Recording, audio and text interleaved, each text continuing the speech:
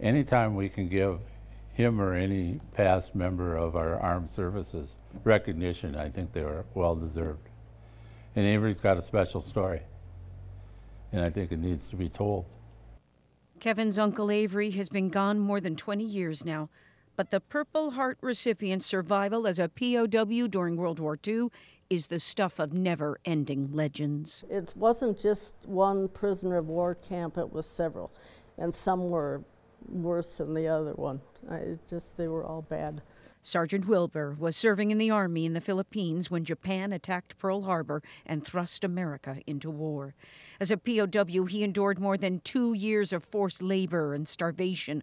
He did tell us one time that if any of them ever escaped, they would shoot 2 of them that were left. And then crowded into the Arasan Meru prison ship, which was torpedoed by Allied forces. Wilber was one of a small group that survived. And he had a canvas around him, which was actually a sail. They put that sail up and they went towards China. At that time, China and the United States were friendly. I think he had nightmares.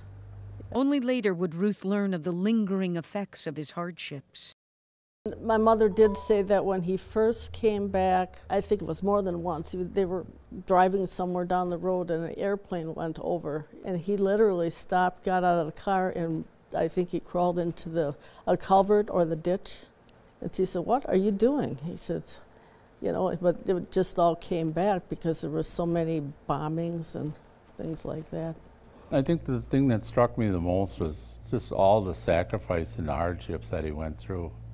And knowing him later on, after that period, I went fishing with him and did different things with him, but that was never talked about at that time. It was much later, after attending POW conventions, that Wilber began to open up and even put his experience to paper, which is part of a new, reissued book about Navarino's history. You know, considering all the stuff he went through, he was a very kind man. And he wasn't overly bitter, but I mean, we had a very nice life. A life that revolved around a love of nature, reflected in the memorial bridge now bearing his name over the Shyok River. It took about a 2.5-year process to get the bridge named. Governor Doyle was out here the day the ribbon was cut. The bridge is right by the Navarino Town Hall, which contains all of Avery Wilber's service medals, including the Purple Heart. And then you can come outside at the Veterans Memorial and reflect. Far more than accolades or praise. All Avery Wilber's family wants people to do is think about what it truly means to serve. You know, he was just a country kid. He really got flung into some bad times, and like I say, he must have been scared to death. And I guess I just want people to remember, you know, how these soldiers fought for our freedom, some of the things that they went through.